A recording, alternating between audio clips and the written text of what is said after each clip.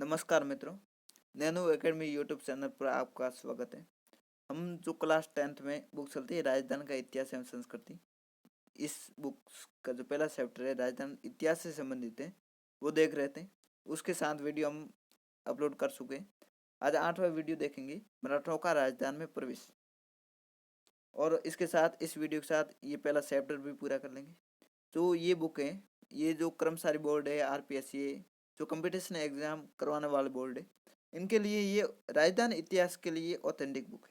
और जो भी क्वेश्चन होते हैं इस बुक से लाइन टू लाइन उठाए जाते हैं। तो इसके साथ हम पुराने क्वेश्चन को जो 2022 में कुछ पूछे गए थे वो भी देखेंगे।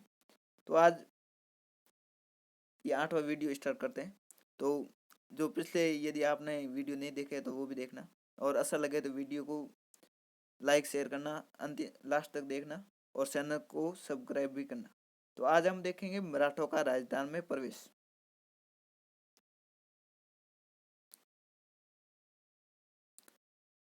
औरंगजेब की मृत्यु, यानी 1707 में औरंगजेब की मृत्यु हुई। उसके बाद मुगल साम्राज्य धीरे धीरे पतन की ओर बढ़ रहा था। इसी दौरान पेशवाओं के कुशल नेतृत्व में मराठे अपनी ताकत बढ़ा रहे थे। औरंगजेब की मृत्यु हुई तो मुगल साम्राज्य धीरे धीरे पतन की ओर बढ़ रहा था। तो मराठे थे वो अपनी ताकत बढ़ा रहे थे। यदि भी गुजरात और मालवा दोनों पर ही मराठों का प्रभाव कायम होता जा रहा था, किंतु अभी तक किसी मराठा सेना नायक ने राजपूताना में प्रवेश नहीं किया था। पर यह स्थिति अधिक दिनों तक नहीं रही। पारंपरिक ग्रह कलेश के कारण राजपूताना में भी मराठों का प्रवेश हो गया। राजस्थान में पारंपरिक ग्रह कलह के मुख्य 3 केंद्र बन गए, बूंदी, जयपुर और जोधपुर। तो ये तीनों हम इसके आगे देखेंगे। जो उत्तराधिकार संघर्ष, बूंदी, जयपुर और जोधपुर, ये तीनों देखेंगे। अब देखते हैं बूंदी उत्तराधिकार संघर्ष। सवाई जय सिंह अपनी शक्ति बढ़ाना चाहता था। उसने राज्य की सीमा पर स्थित बूंदी राज्य का राजा बुध सिंह, जो जय सिंह का बेनोई था, 1727 ईस्वी तक साले बेनोई में घनिष्ठ संबंध रहे। परंतु फिर अचानक दोनों के संबंध तनावपूर्ण हो गए और अंत में बिल्कुल टूट गए और दोनों एक दूसरे के विरोधी बन गए। कौन कौन? तो सवाई जय सिंह ये थे, सवाई जय सिंह जयपुर वाले, और बूंदी राज्य का बुध सिंह, ये दोनों आपस में इनके संबंध बिगड़ गए। महाराव बुध सिंह जय सिंह की बहन, जो कस्वाई रानी है, बहन से गणना करने लगा और अपने सुंडावत रानी के इशारे पर काम करने लगा। कुछ दिनों बाद बुध सिंह ने कस्वाई रानी से उत्पन्न पुत्र भवानी सिंह को अपना पुत्र मानने से इनकार कर लिया। किसने? बुध सिंह ने। इस पर जय सिंह क्रोधित होना स्वाभाविक ही था। अतः उसने बुध सिंह को सियासन से हटाने का निश्चय कर लिया। जब महाराव बुध सिंह किसी कारणवश अपनी राजधानी से दूर गया हुआ था, तो उसकी अनुपस्थिति में जय सिंह ने अपनी सेना भेजकर बूंदी दुर्ग पर अधिकार कर लिया तथा करवड़ के जागीरदार आड़ा सालिम सिंह है, उनके द्वितीय पुत्र दलित सिंह को 1730 ईस्वी में बूंदी के गद्दी पर बैठा दिया। दलेल सिंह को बूंदी के गद्दी पर बिठाया। किसने? जय सिंह ने। सवाई जय सिंह की इस कार्यवाही से कुछ ही वर्षों बाद मराठों को राजपूताने की राजनीति में हस्तक्षेप करने का मौका दे दिया। 1732 ईस्वी में जय सिंह ने अपनी पुत्री कृष्णा कुमारी का विवाह दलेल सिंह के साथ कर दिया। जय सिंह ने दलेल सिंह का रास्ता साफ करने हेतु भवानी सिंह की हत्या करवा दी। इस घटना ने कसवाई रानी को जय सिंह का विरोधी बना दिया। जो भवानी सिंह थे, ये जो कसवाई रानी थी, जय सिंह की बहन थी, उसका पुत्र था। उसकी भी हत्या जय सिंह ने करवा दी। इस घटना ने कसवाई रानी को जय सिंह का विरोधी बना दिया और उसने मराठों से सहायता प्राप्त करने का प्रयास किया। मराठे इस अवसर की तलाश में ही बैठे थे। तो मराठों से सहायता प्राप्त करने का प्रयास किसने किया? तो कसवाई रानी थी, जो जय सिंह की बहन थी, उसने मराठों को आमंत्रित किया। अतः 18 अप्रैल 1734 ईस्वी को मल्हार राव होलकर और राणोजी सिंधिया के नेतृत्व में मराठा सेना ने बूंदी पर चढ़ाई कर दी। 4 दिन के संघर्ष के बाद 22 अप्रैल को बूंदी पर मराठों का अधिकार हो गया। बूंदी में महाराव उमेश सिंह, ये बुध सिंह का पुत्र था। इस समय बुध सिंह अफीम व शराब की मस्ती में अपना जीवन व्यतीत कर रहा था। जो बूंदी में महाराणा उमेश सिंह का शासन स्थापित हो गया। अपनी कृतज्ञता प्रकट करने के लिए कस्वाई रानी ने होलकर के राखी बांधकर उसे अपना भाई बनाया। चूंकि उमेश सिंह अभी छोटा था, अतः प्रताप सिंह को शासन कार्य सौंपा गया। प्रताप सिंह है ये दलित सिंह का बड़ा भाई था। अब देखते हैं हुरडा सम्मेलन। मालवा, गुजरात और बुंदेलखंड में मराठों को रोकने में मुगल शासन की असफलता तथा राजपूत शासकों के आंतरिक झगड़ों में मराठों ने इस प्रथम हस्तक्षेप ने राजस्थान, यद्यपि ये नाम उस समय पर्सनल में नहीं था, राजस्थान के समस्त विचारशील शासकों की आंखें खोल दी।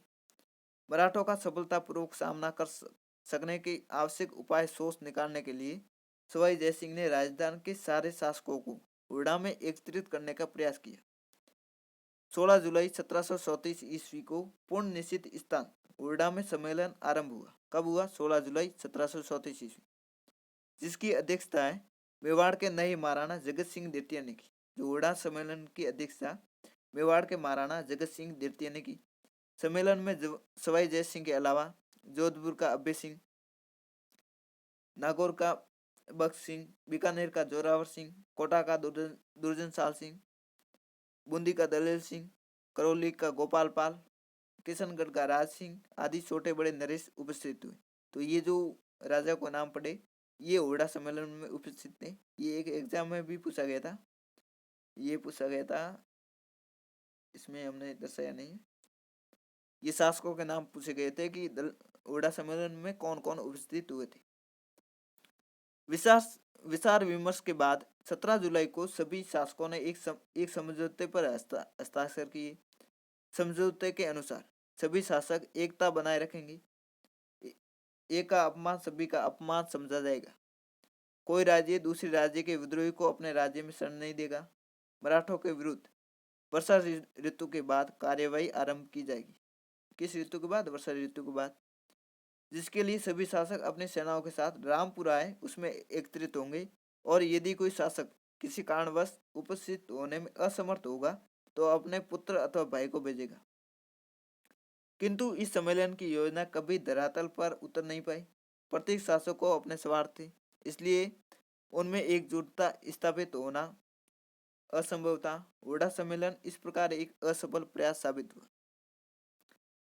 अब क्वेश्चन देखते हैं। फायरमैन 2022 में पूछा गया कौन मराठा आक्रमण के खिलाफ हुरडा सम्मेलन में जुड़े हुए थे?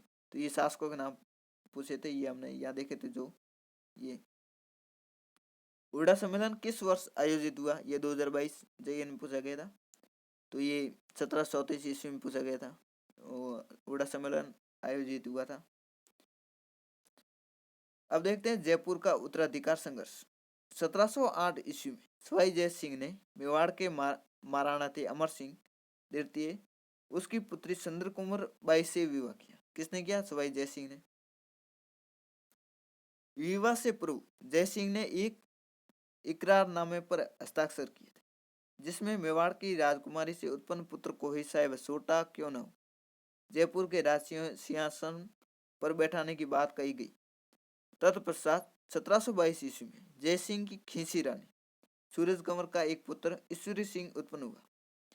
1728 ईस्वी में मेवाड़ की राजकुमारी चंद्र कुंवर है उससे एक पुत्र माधो सिंह उत्पन्न हुआ।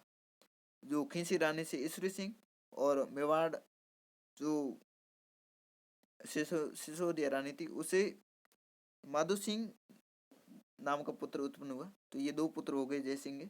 अतः जय सिंह के बाद माधो सिंह और ईश्वरी सिंह के बीच उत्तराधिकार का संघर्ष निश्चित हो गया। सितंबर 1743 ईस्वी में सवाई जय सिंह की मृत्यु के बाद उसका ज्येष्ठ पुत्र ईश्वरी सिंह गद्दी पर बैठा है। किंतु माधव सिंह ने 1708 ईस्वी में इकरारनामे के आधार पर जयपुर राज्य की गद्दी का दावा किया। इस प्रकार ईश्वरी सिंह और माधव सिंह में ग्रह क्लेश आरंभ हो गया। दोनों पक्षों की ओर से मराठों से सहायता प्राप्त करने के प्रयत्न आरंभ हो गए। माधव सिंह की ओर से मल्हार राव होलकर ने सैनिक सहायता प्राप्त की गई और इसके बदले में होलकर को 20 लाख रुपए देने का आश्वासन दिया। उधर ईश्वरी सिंह ने राणोजी सिंधिया से सहायता प्राप्त कर ली। फरवरी 1745 ईस्वी में माधव सिंह ने जयपुर पर चढ़ाई कर दी, किंतु ईश्वरी सिंह ने अपने मराठा साथियों की सहायता से माधो सिंह और उसके सहयोगियों को परास्त कर खदेड़ दिया। माधो सिंह ने एक बार फिर मल्हार राव से सैनिक सहायता प्राप्त करने के लिए उन्होंने एक प्रतिनिधि को कालपी भेजा और सैनिक सहायता के लिए उसे 2 लाख रुपए देने का वचन दिया। मल्हार राव ने अपने पुत्र खांडे राव को 1,000 सवारों के साथ इन तीनों राजपूतों की सहायता करने के लिए भेजा। फलस्वरूप 1 मार्च 1747 ईस्वी को दोनों पक्षों के बीच राजमहल नामक स्थान पर पुनः भीषण युद्ध हुआ। राज राजमहल के इस युद्ध में ईश्वरी सिंह विजयी हुआ। राजमहल के इस युद्ध तक पेशवा का बहुत कुछ झुकाव ईश्वरी सिंह की ओर था, किंतु राजमहल के युद्ध के बाद जब महाराणा जगत सिंह जो मेवाड़ के शासक है उनकी ओर से अधिक रुपया देने का लालच दिया गया, तब रणभार के दबे हुए पेशवा ने ईश्वरी सिंह का साथ छोड़कर माधो सिंह का पक्ष ले लिया। इसके बाद बगरू नामक स्थान पर मराठों के साथ ईश्वरी सिंह की मुठभेड़ हुई। 6 दिनों के युद्ध में ईश्वरी सिंह पराजित हुआ। यद्यपि इस समय जाट शासक सूरजमल ने ईश्वरी सिंह की तरफ से लड़ते हुए बड़े साहस का परिचय दिया था। जो सूरजमल जी थे ये ईश्वरी सिंह की तरफ से लड़े थे और उसे माधो सिंह को 4 परगने देने, उमेश सिंह को बूंदी का राज्य लौटाने तथा मराठों को भारी धनराशि देने का वायदा करने के लिए विवश होना पड़ा। बगरू के युद्ध जो अगस्त 1748 में हुआ था, उसके बाद ईश्वरी सिंह ने जो रुपया मराठों को देने का वायदा किया था उन्हें नहीं दे सका। होलकर इन धन की वसूली हेतु जयपुर की ओर बढ़ा।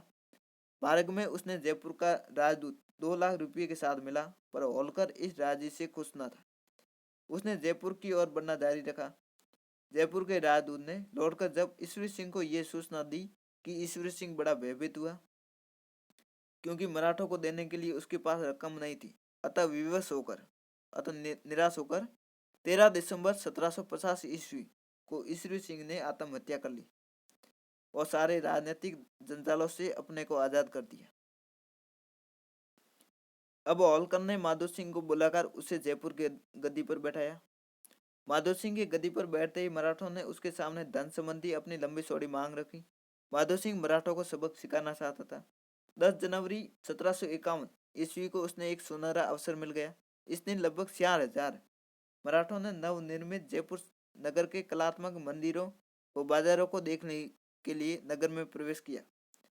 दोपहर में माधो सिंह ने नगर के सभी द्वार बंद करवा दिए और अचानक राजपूत सैनिकों और नागरिकों ने मराठों पर कत्लेआम शुरू कर दिया। राजधानी की राजनीति में राजपूत मराठा संघर्ष की एक नई उलझन यहीं से आरंभ हुई, जो आगे चलकर इन दोनों जातियों के साथ राजस्थान के लिए घातक सिद्ध हुई। अब देखते हैं तुंगा का युद्ध। जयपुर राज्य और मराठों के मध्य सौत को लेकर बार बार विवाद होता था। फलस्वरूप मराठे महाजी सिंधिया उसके नेतृत्व में जयपुर राज्य में लूटमार मचाया करते थे। मराठों की इन हरकतों से परेशान जयपुर का तत्कालीन शासक प्रताप सिंह इनसे मुक्ति का प्रयास कर रहा था।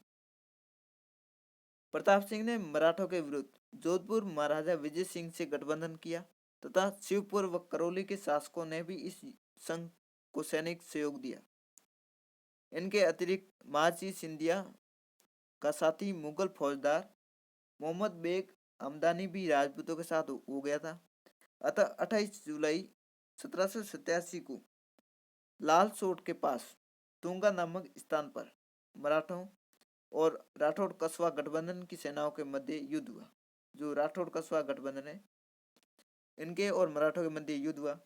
भयंकर रक्तपात के बाद भी युद्ध अनिर्णायक रहा। महाजी पीछे हट गया। राजपूत सेना का पलड़ा भारी रहा। तुंगा के युद्ध के बाद मराठे राजपूत राज्यों पर अपना प्रभुत्व छोड़ने के लिए तैयार नहीं थे। अतः मराठों व राजपूतों के मध्य 20 जून 1790 को पाटन का युद्ध हुआ, जिसमें मराठा सेना को निर्णायक विजय मिली। राजपूत सेना ने आत्मसमर्पण कर दिया। किस युद्ध में? पाटन के युद्ध में 1790 ईस्वी। जयपुर शासक प्रताप सिंह ने मराठों से मुक्ति का एक प्रयास किया। उसने जोधपुर की सहायता से 16 अप्रैल 1800 ईस्वी को मालपुरा में एक पुनः मराठों से युद्ध किया। मालपुरा में 1800 ईस्वी में, किंतु इस बार भी विजय मराठों के हाथ ही लगी, अतः जयपुर राज्य को पुनः मराठों से संधि करनी पड़ी। अब देखते हैं कृष्णा कुमारी विवाद। ये क्या था विवाद? मेवाड़ की राजकुमारी कृष्णा कुमारी से विवाह को लेकर जयपुर के शासक जगत सिंह और जोधपुर के शासक मान सिंह के मध्य युद्ध की स्थिति उत्पन्न हो गई। कृष्णा कुमारी मेवाड़ के महाराणा भीम सिंह की पुत्री थी, जिसकी सगाई मारवाड़ के शासक भीम सिंह के साथ तय हुई थी, किंतु विवाह से पूर्व ही भीम सिंह की मृत्यु हो गई। कौन से? जो जोधपुर के भीम सिंह थे उनकी। भीम सिंह की मृत्यु के बाद मेवाड़ का शासक भीम भीम सिंह की मृत्यु के बाद मेवाड़ का जो शासक भीम सिंह थे, उन्होंने कृष्णा कुमारी का रिश्ता जयपुर के शासक थे जगत सिंह, उनके साथ तय कर दिया। पर इस रिश्ते को मारवाड़ के नए शासक बने थे मान सिंह, उन्होंने मारवाड़ का अपमान माना और मान सिंह ने मेवाड़ पर आक्रमण का निश्चय किया। इस घटनाक्रम के कारण एक बार पुनः मराठों और अमीन खान पिंडारी को मेवाड़ व मारवाड़ के आंतरिक स्थिति में हस्तक्षेप करने का अवसर प्राप्त हुआ। मारवाड़ के शासक मान सिंह का पक्ष लेते हुए अमीन खान पिंडारी ने मेवाड़ में डेरा डाल दिया। अमीर खान पिंडारी ने कृष्णा कुमारी की शादी मान सिंह से करने या कृष्णा कुमारी की हत्या करने का प्रस्ताव रखा और उसकी बात नहीं मानने पर मेवाड़ को उजाड़ने की धमकी दी। अंत में 21 जुलाई 1810 ईस्वी को कृष्णा कुमारी के जीवन की समाप्ति के साथ ही इस विवाद का पटाक्षेप हो पाया। राजस्थान में मराठा हस्तक्षेप का ये सबसे काला अध्याय था। अब देखते हैं जोधपुर का उत्तराधिकार संघर्ष है वो। राजस्थान में सबसे महत्वपूर्ण उलझन जोधपुर राज्य के उत्तराधिकार के प्रश्न को लेकर उत्पन्न हुई और वह कई वर्षों तक चलती रही। जोधपुर के महाराजा अभय सिंह का भाई बख्श सिंह अभय सिंह को गद्दी से हटाकर स्वयं जोधपुर का शासक बनना चाहता था। जून 1749 ईस्वी में अभय सिंह की मृत्यु के बाद उसका पुत्र राम सिंह जोधपुर की गद्दी पर बैठा। नवंबर 1750 ईस्वी में बख्श सिंह ने राम सिंह को परास्त कर उसे जोधपुर की गद्दी हथिया ली। राम सिंह भागकर जयपुर आया और माधो सिंह से शरण प्राप्त कर मराठों से सहायता प्राप्त करने का प्रयास करने लगा। 1752 ईस्वी में जब बख्श सिंह ने अजमेर पर अधिकार कर लिया, तब उसका विरोध करने के लिए मराठों को एक नया कारण मिल गया, क्योंकि मराठे स्वयं अजमेर पर अधिकार करना चाहते थे। 21 सितंबर 1752 ईस्वी को बख्श सिंह की मृत्यु हो गई। तब उसका पुत्र विजय सिंह जोधपुर की गद्दी पर बैठा। उधर राम सिंह जोधपुर की गद्दी प्राप्त करने के हेतु मराठों से सहायता प्राप्त करने का प्रयास कर रहा था। अतः जून 1753 में रघुनाथ राव ने राम सिंह को पुनः जोधपुर की गद्दी पर बैठाने के लिए जयपाल सिंधिया को जोधपुर पर आक्रमण करने भेजा। 15 सितंबर 1753 ईस्वी को मेड़ता के पास दोनों पक्षों में भीषण युद्ध हुआ। इसमें विजय सिंह परास्त होकर नागौर की तरफ भागा और नागौर दुर्ग में शरण ली। विजय सिंह मराठों से लंबे समय तक मुकाबले की स्थिति में न था, वह उनसे संधि करने में विवश हो गया। फरवरी 1756 में उनके बीच संधि हुई। इस संधि की शर्तें इस प्रकार थी। पहली शर्तें, अजमेर और गढ़ बीटली जो तारागढ़ है उसमें मराठों के अधिकार में रहेंगे। ये अजमेर और गढ़ बीटली मराठों के अधिकार में रहेंगे। जालौर सहित आधा मारवाड़, जिसमें सांबर, मारोट, सोजत, परबतसर और केकड़ी है, इनके 84 गांव सम्मिलित थे, पर राम सिंह का अधिकार मान लिया गया और जोधपुर, नागौर और मेड़ता पर विजय सिंह का प्रभुत्व मान लिया गया। विजय सिंह ने युद्ध की क्षतिपूर्ति के रूप में 50 लाख रुपए मराठों को देना स्वीकार किया, जिसमें 25 लाख प्रथम वर्ष और शेष राशि आगामी 2 वर्षों में 2 किस्तों में देनी थी। राम सिंह ने अपनी सहायता के बदले मराठों को 5 लाख रुपए देने स्वीकार किया। जोधपुर राज्य 1.5 लाख रुपये वार्षिक कर के रूप में मराठों को देगा। राम सिंह द्वारा विजय सिंह की सीमा का अतिक्रमण करने पर विजय सिंह सैनिक कार्रवाई के लिए स्वतंत्र था। राजस्थान के उपयुक्त प्रमुख राज्यों के साथ साथ लगभग सभी राज्यों में मराठों का प्रवेश और उनका हस्तक्षेप आरंभ हो गया था।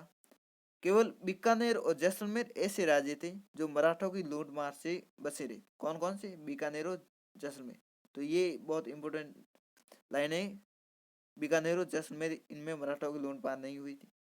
शेष संपूर्ण राजस्थान पर धीरे धीरे मराठों का वर्चस्व स्थापित हो गया। आगे चलकर मराठों के सहयोगी रहे पिंडारियों ने भी अपने स्वतंत्र दल संगठित कर राजस्थान में लूटमार आरंभ कर दी। राजस्थान के राज्य कभी भी अधिक संपन्न न रहे और अब तो उसकी आर्थिक दशा अत्यंत खराब हो गई थी। इसके साथ पहला चैप्टर पूरा हुआ। हम अगले वीडियो में दूसरा अध्याय पढ़ेंगे। ये कला संस्कृति के अध्याय आगे जो भी सब है वो, उसमें प्रमुख संत और लोक देवता पढ़ेंगे। तो आपको वीडियो अच्छा लगा हो तो लाइक शेयर करना, और जो पिछले वीडियो वो भी ना देखे हो देखना, और चैनल को सब्सक्राइब करना।